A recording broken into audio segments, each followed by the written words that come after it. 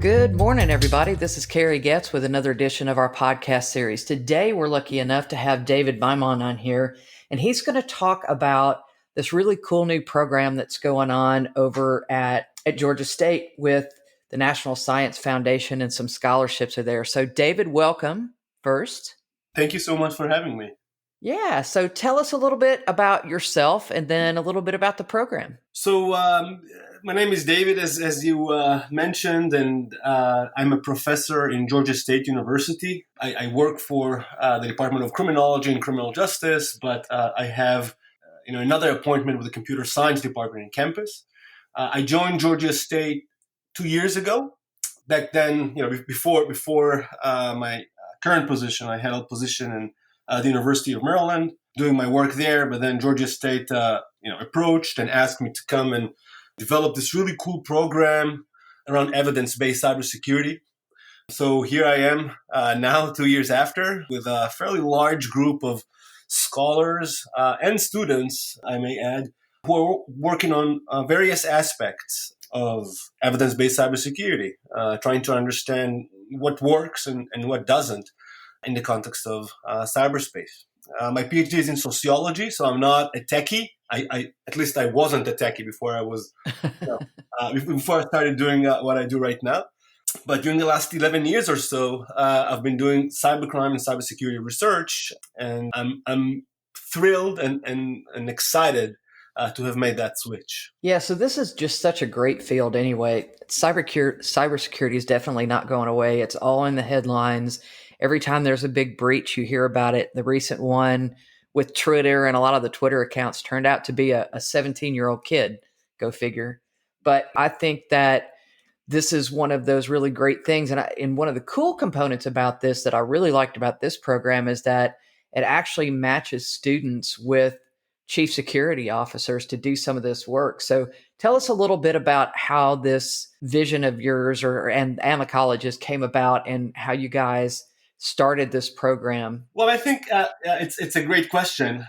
As I indicated, I first joined Georgia State two years ago, and then during this process of building the group, we decided to have our own advisory board to the group, and the advisory board is essentially composed out of people from the industry. We have LexisNexis CISOs, we have people from the Atlanta Federal Bank, we have very well-respected individual within the industry.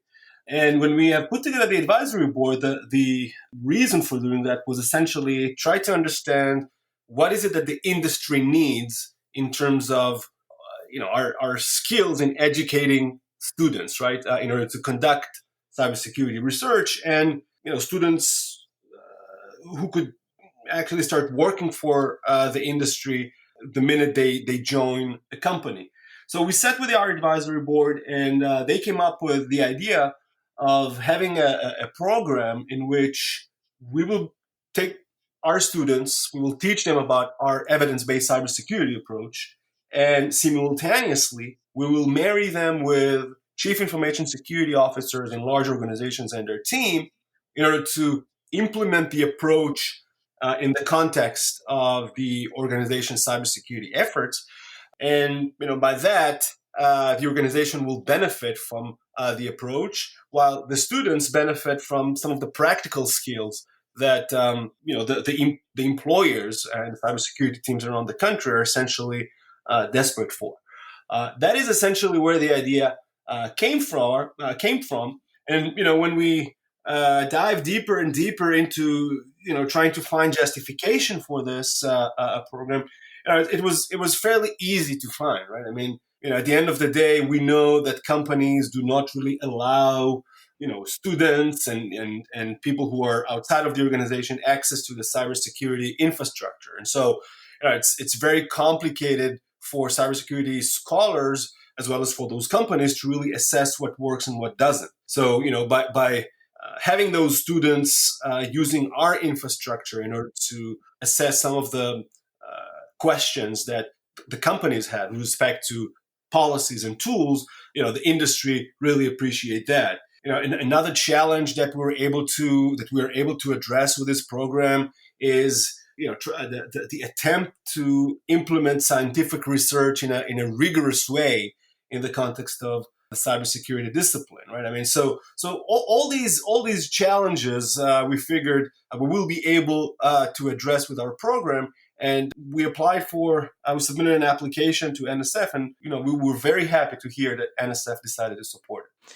Yeah, and I think some of these public private partnerships and what's going on in some of the colleges is really needed because we've heard this time and time again on the podcast series that curriculum is a very slow moving machine and technology's not. Technology moves way faster than a lot of this. And that's why a lot of companies are stepping up with certifications and sending people through different certification programs because in a lot of cases, the technology that's being taught is, 5, 10 years old because that's when the curriculum was approved. So things like this, I think, are really cool because it does sort of shove you out in the forefront a bit for some of the newer things that are happening.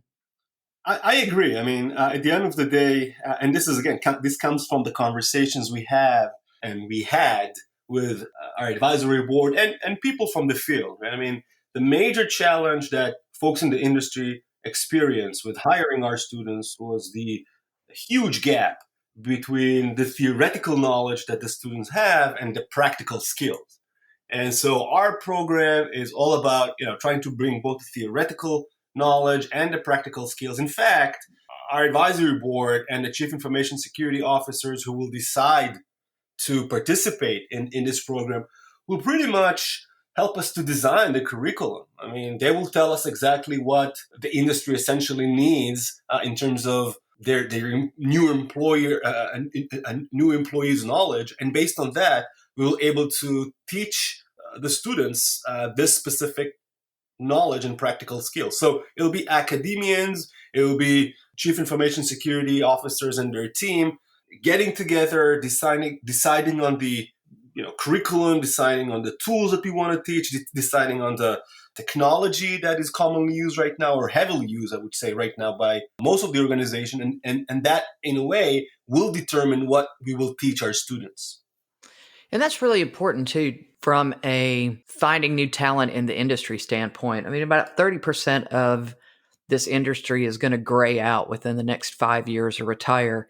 And attracting new people to the industry, there's sort of a misnomer that in order to be in tech, you have to write code. And we hear that all the time, even though there's lots and lots of other positions. And certainly cybersecurity is one that is never, ever going to go away because people have to protect their data wherever that data exists, and the unscrupulous types don't slow down in their efforts to gain access.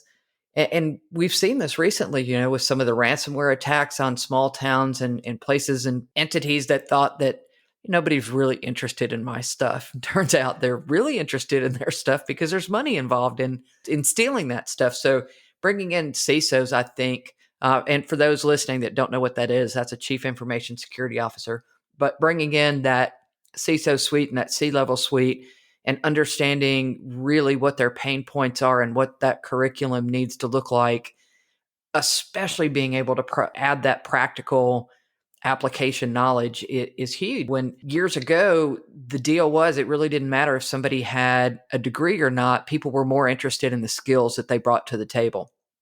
And somehow we flipped around where the degree was the first thing, and it really didn't matter if somebody had skills, which is kind of backwards and really harmful to a lot of people that have had to drop out to be a caregiver or because they couldn't afford the student loans anymore and had to work. And they literally are getting that hands-on day-to-day experience. So I think being able to marry those two together just really, really gives a leg up to the talent that's coming in there. And the fact that there's scholarships around this is also really great. And I would add, on top of this scholarship, there's also organizations like As Is. I'm an outreach officer for Mississippi and Louisiana for the junior college and colleges, and there's scholarship money available there to help and piggyback with some of this. So one of the things that we really highlight in this podcast is anywhere we find really cool scholarship money, we talk about it. So tell us a little bit about the scholarship component with your program and how that all got funded and how many students you've been able to help. So I think, Kerry, you bring a very important point. I mean, at the end of the day, and maybe before I'll sort of answer this specific question, I will just comment on what you just had mentioned. I think that you're 100% correct. I mean, the CISOs and their teams, they have in mind something or some skills that they would like to have when they hire a new talent. And those skills most oftentimes are, of course, some technical level of familiarity, of course, with the systems and with networks and computer and so on. But also, many of the CISOs I'm talking to are looking for individuals who are able to think critically. And I think that is something that folks are not really emphasizing enough. And I think, by you talking about scholarship and the importance of scholarship, you're 100% correct, because I think that at the end of the day, what this program, and I hope other programs like this one, who potentially can follow up with what we're doing, bring into the table, is this really rigorous or desire to implement rigorous scientific standards in understanding what works and what doesn't. Because if you think about it, and we're doing this because this is our mission, so to speak, and understand what works and what doesn't. If you think about it, you have more than 2,600 companies, cybersecurity companies, right now, all over the world. Right, the majority of them are focused and operates here in the United States, who offer those chief information security officers and their team wide range of tools to help ameliorate some of the issues that those CISOs experience. And as you know, and I hope and I assume many of your listeners know, it's at this point it's very difficult to get to those CISOs and just start a conversation with them because of that issue, right? Because they get bombarded with companies sending them emails on a daily basis, twice a day, right, about their product and about the mission and about whatever they bring and how they can improve the security posture and so on and so forth. But at the end of the day, if you think about it, there's a lake of evidence, empirical evidence, scientific evidence produced by an objective organization, right? Someone who doesn't really, organization who is not being supported, right, by those companies, who will essentially validate and vouch for those companies' performances. And this is essentially what we want to teach our students, how to do, right? So I agree with you. The technical skill is very important, but the critical thinking, about how to do things and how to evaluate things, how to test whether things really work or not, right, in a rigorous way, that is the important thing that we bring as scholars, cybersecurity scholars, who are focused on the human. We can talk about maybe later into this program, and I think that's a very important point to emphasize. Now, in terms of your actual question, our program has room for it for 30 students in each round that we'll have, and we got funding for 2 years. Funding will be spent over 2 summers between July and August, between June and August, I'm sorry. The plan is for us to have 20 undergraduate students and 10 graduate students from, all over the southern region of the United States. And what we expect and what we hope will happen is that, during this 8 weeks long workshop, if you want, we will teach our students the evidence-based cybersecurity principles. We will equip the students with knowledge about humans, about human behavior in cyberspace, about research methods, of course. And then we're going to marry them, simultaneously, right? We're going to marry them with the CISO, who will talk to them about the tools, teach them about those tools and the kind of data that those tools can produce. And then together, we will be able to sort of come up with students and potential future employees who are more equipped to deal with the cybersecurity challenges that the industry essentially experiences. The industry, the government essentially experiences on a daily basis. So hopefully that answered the question. Yeah, I firmly believe, kind of to your point, that we're going to get much more internship based in a lot of the technology that we teach. I think it's just going to have to be because there's so much knowledge that's stuck in people's brains, especially in the generation that's graying out. And I think marrying that young generation with that older generation from a knowledge perspective is going to make a huge, huge difference moving forward. And you hear all this talk about artificial intelligence and how AI is taking everything over, but realistically, AI cannot think like a human. It's very fixed in what it can sort out. And in the cybersecurity space, there are some things that AI is pretty easy to predict and pretty easy to pick the pieces and parts, from a standpoint, but it still takes somebody just to give it a pair of eyes to sort of sort that out, which is why this whole matching and the environment that you've set up where people can really sit there and work on that critical thinking piece is going to be so important for them moving forward. I agree, because if you think about machine learning and artificial intelligence, it's really important when you construct the tool and you sort of construct the system to sort of draw upon the artificial intelligence and the machine learning algorithm, how to make assessments and how to sort of nudge the tool to perform.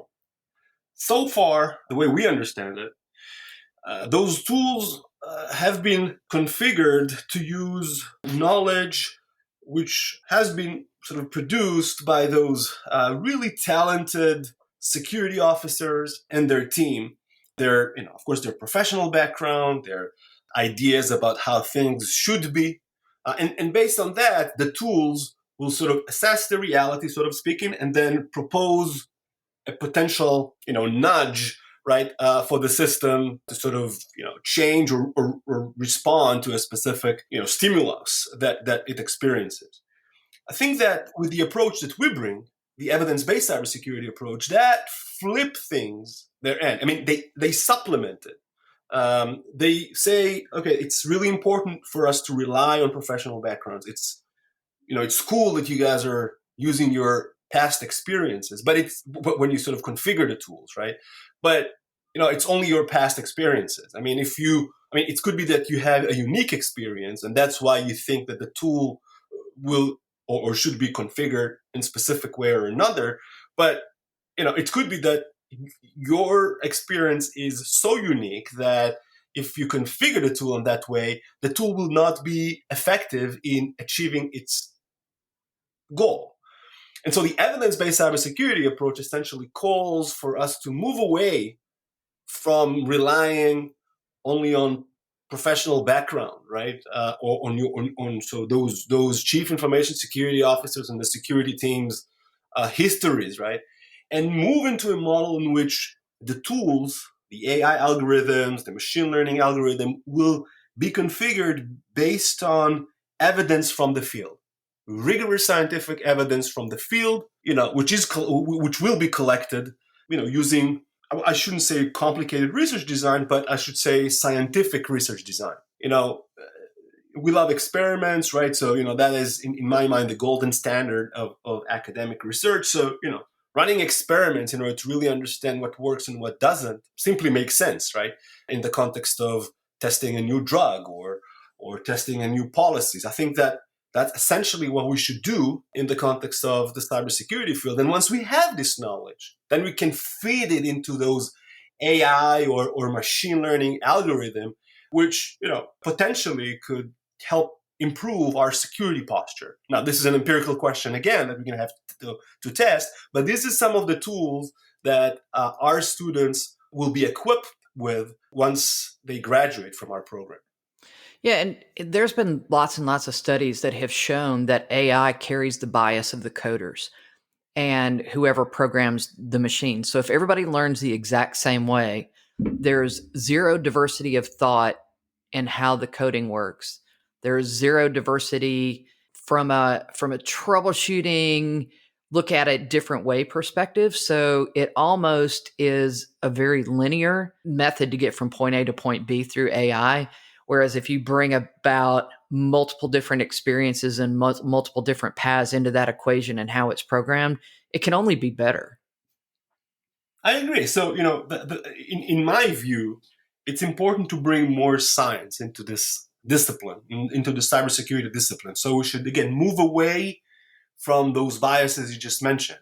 And I'm familiar with that line of research, right?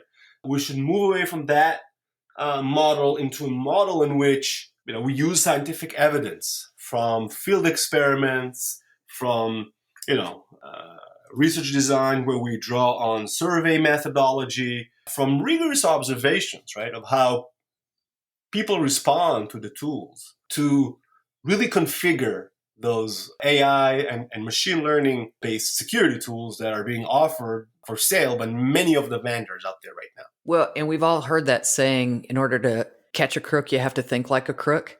And so if you're trained how to think about a certain topic, which is not the way the crook thinks, you're never going to catch him. And being able to just throw some stuff in a pile and work backwards through it and see how that works, I think is really going to sort of set this whole cybersecurity industry on air a bit, because I think there's a few things that come into play. One, like you said, the CISOs and their teams are very reliant on the software packages that they use and what the vendors bring to the table. And that definitely, I would say, cuts out a chunk of the equation, right? It catches the low hanging fruit in a lot of cases if you pick the right package. Now, that doesn't mean that should be your only package.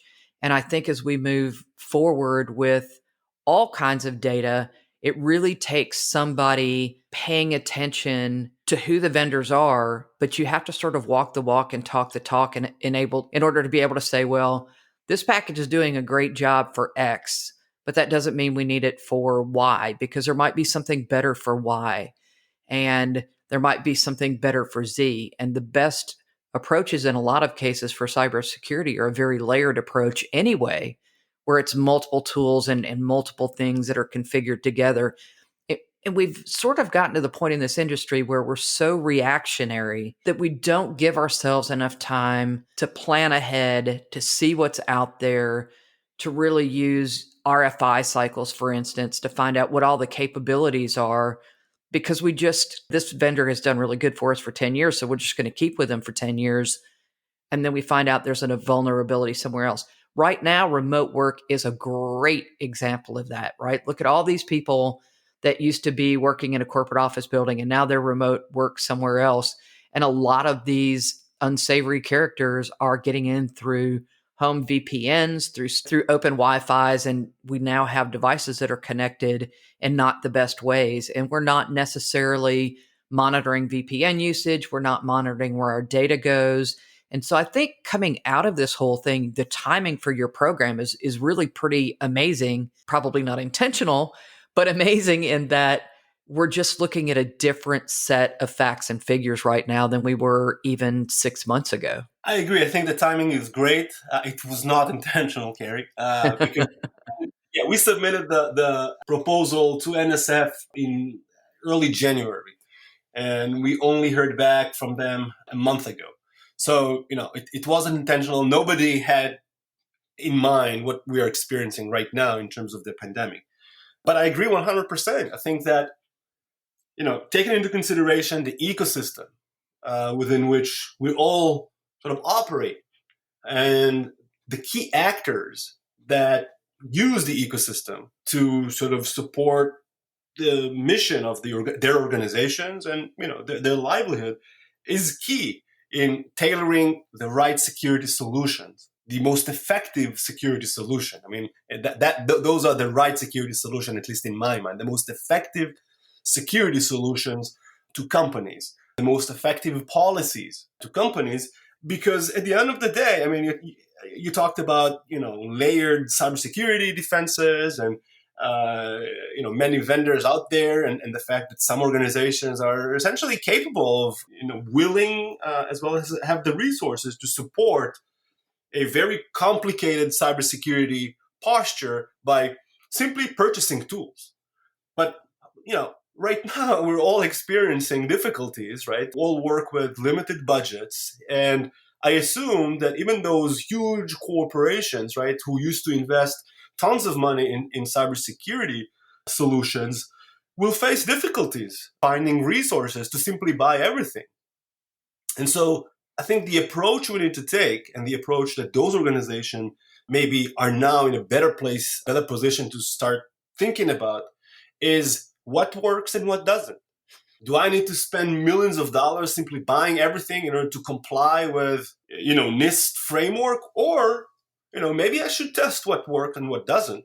And based on what works and what doesn't, I'll make some assessment, make some decisions with respect to how my security posture should look like. Who said that I need to, purchase a device for $500,000 that will, at the end of the day, once I deploy it, send millions of false positives a day and only 4 minor, indications for events that actually happen, right? Who said that I have to deploy it? At the end of the day, at least in my mind, when we engage in cybersecurity, when we're trying to improve the cybersecurity posture, we need to understand what works and what doesn't. And the only way to do that is by understanding the ecosystem, spending more time understanding how humans respond to these technologies. And by human, I'm not necessarily saying only the employees, and the security team, but what I also have in mind, are the bad guys, right? The hackers, the individuals who are out there to get you. Law enforcement agencies as well. I mean, how they respond to all those technologies, right? I mean, so all this is, I think, are very important factors that folks, maybe weren't thinking about in the past before the pandemic. But with tight budgets now, maybe we'll be in a better position to reflect and sort of implement, hopefully, in the context of their organization. Well, and the whole landscape is changing too. If you look at the number of images of people that have been scraped off the internet, that's facial recognition to pretty much all of our daily lives. And I think anybody that thinks they have a shred of privacy nowadays is probably a bit delusional, but unless they're completely unplugged. But the point is that it is an ever-changing landscape. I mean, what's working today, there's a really good chance it's not going to work tomorrow. And unfortunately, in the world of cybersecurity, you find out that it's not working when there's been a breach. And you talked a bit about how much data that you can get. And there's a big difference between getting data and getting actionable data. And the problem is when you hide actionable data in a whole bunch of pieces of other the boy who cried wolf data, is that the actionable data gets completely ignored, overlooked, missed, and then that's when you're at your most vulnerable. I agree. I think that's a very well taken point. The question, though, Carrie, is how do we assess actionable data? What do you have in mind essentially when you're talking about actionable data, and what are the expectations from the company once you have such an actionable data? You know what I mean? I mean, so to me, even focusing and reflecting on that specific question is really interesting intellectual challenge. Because people talk about actionable data. What does it mean? So maybe I'll ask you, okay, what does it mean? What do you mean by actionable data? Well, for me, actionable data is something that provides you enough information that you can take an action on it. So it's something that's not noise. It's something that gives you a genuine warning or a genuine indication that something needs to be addressed. And if we just comb through logs from a software package or the stuff that comes out that maybe doesn't really mean anything, the danger there is that the one bit of information you really need is lost and hidden in the mire of stuff. So let me so this is great. I mean, so this is essentially what most of the people I talk to think about when we discuss actionable data. But let me ask you the following question, Carrie. What is the probability in your mind that specific what you call actionable data will actually lead to an event? And we can take it even a step further and ask minor or very severe type of an event. But do you have any probabilities in mind there? Well, probabilities and risk that's the big chunk of what IT people do, right? Figure out what is the probability that this could happen. And I think in some cases there's some low hanging fruit that definitely would lead to that. human beings as a whole, though, we're just really trusting people. And we assume that maybe it won't. But when you start looking at things really more forensically, I think that you have some of that risk knowledge. So, As a scientist, I have difficulty with this response, because I mean, you're telling me I'm looking at cases, and then based on the number of cases I use, and you never said how many cases you're looking at, I will be able to assign a probability for this specific type of what I call actionable data to actually result in a minor or serious event.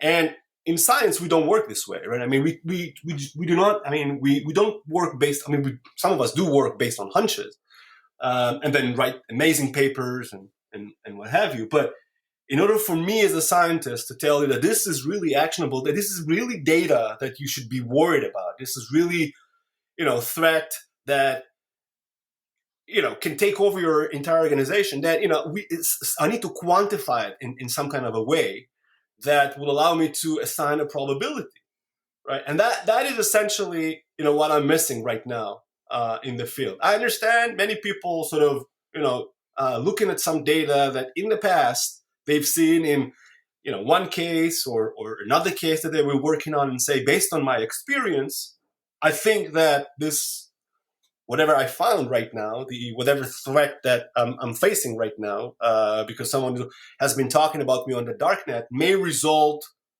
in, an attack on the organization, or data being taken from my employees, or and so on and so forth. But to me, the missing link is the actual evidence, the actual causal relationship between the data and an actual event. well, I guess that was kind of the point that I was getting at, is that it takes somebody, a person, because we don't have computers that can do that yet, to really sit down and to start analyzing some of that. If something floats to the top as a potential threat, somebody needs to look at that and determine, do they think it's going to be a threat for the organization? And that, I think, is where the crux of a lot of these jobs is going to be so critical and so important moving forward, because somebody's going to have to be the steward of that data and the steward of the actions that result from different threats that happen. We just can't give them a haystack and then say, go find a needle. What we need to do is give them a small pile of hay, or a few blades of hay that then you can go analyze. And I think that's what's so cool about your program, is that it really is evidence based, and it's sort of, it's almost working backwards from the way security happens now, because you really get to triage what happened, and you get to triage and build those critical thinking skills, so that these students can move forward and do something a little bit different than the traditional CISO type training that they've received in school. And I agree. I think that's exactly what we're trying to bring. And this assessment that specific individual will need to make, right, in the face of data, could be actionable, could be irrelevant data, is essentially what we're trying to build, right? I mean, what's important, what's relevant, what do we have scientific evidence that actually can lead to a specific minor or serious cybersecurity event, and what do we have no evidence or no data that will indicate that? In my mind, that could save a lot of money to organizations, right? Because they, again, in my mind, it will allow them to focus their cybersecurity efforts even further, and draw heavily on scientific evidence from the field with respect to what works and what doesn't.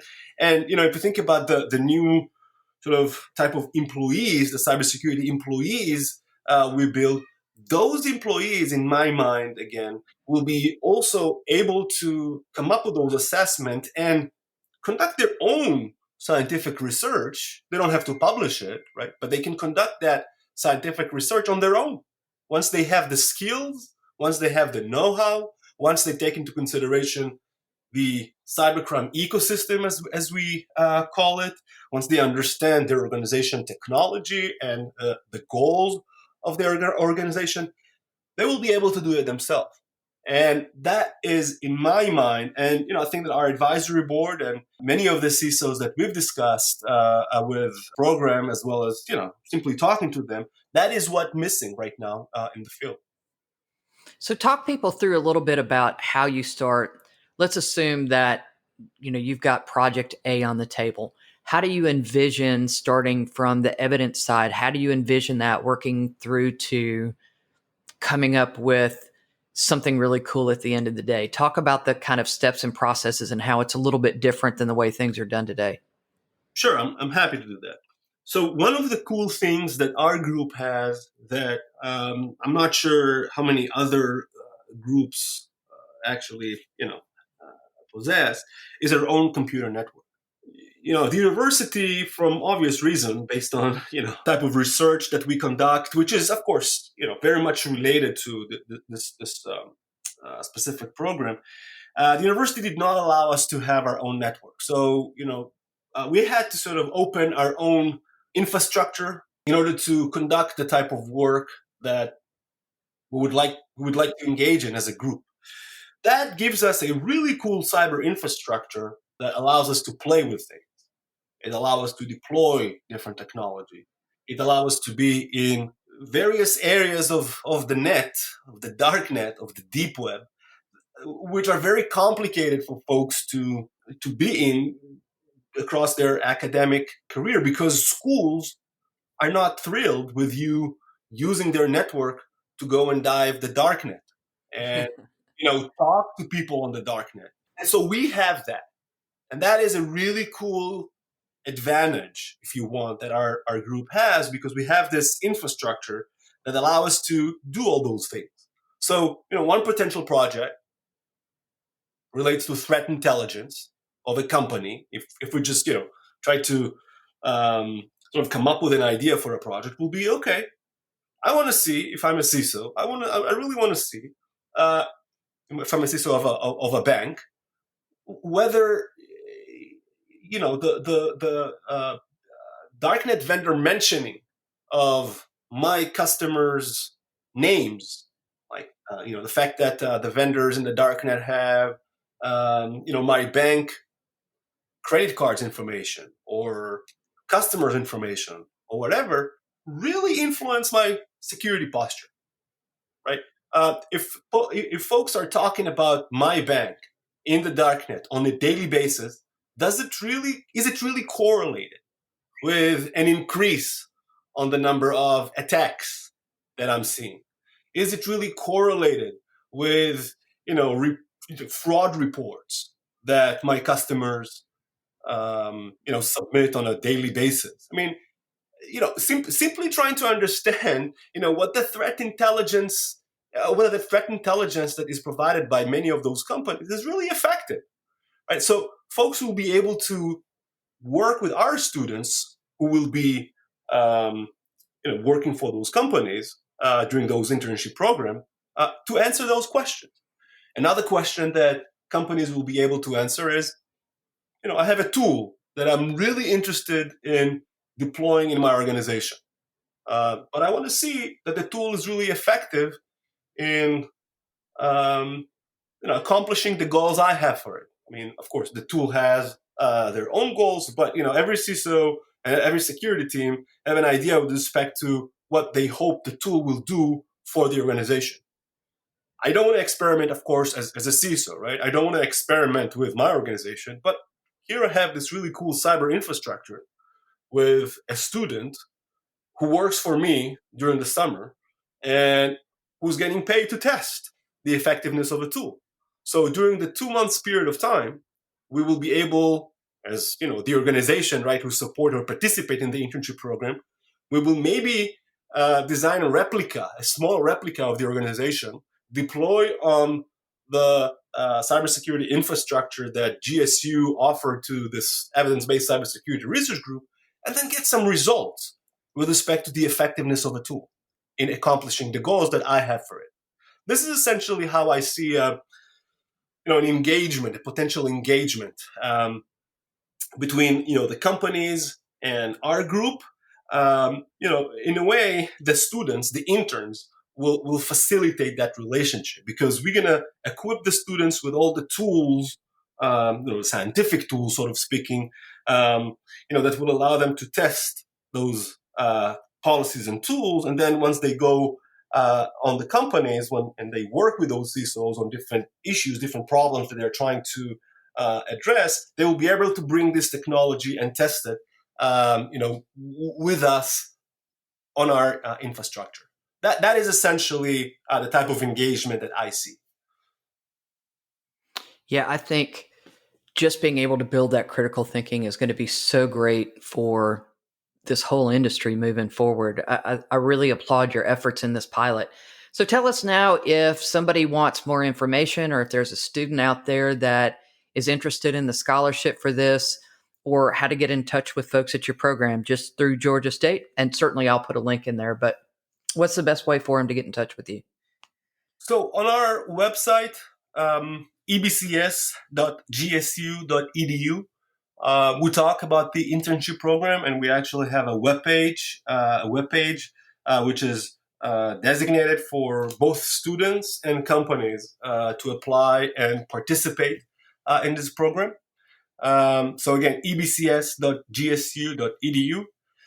We speak a lot, right, about this mentorship program on our social media platform, Twitter, LinkedIn. We're on those platforms as well. So, it's a good way to connect with us. So by all means, just look us up there, and just visit us on ebcs.gsu.edu. There will be more details about the program, and there will be specific emails you'll be able to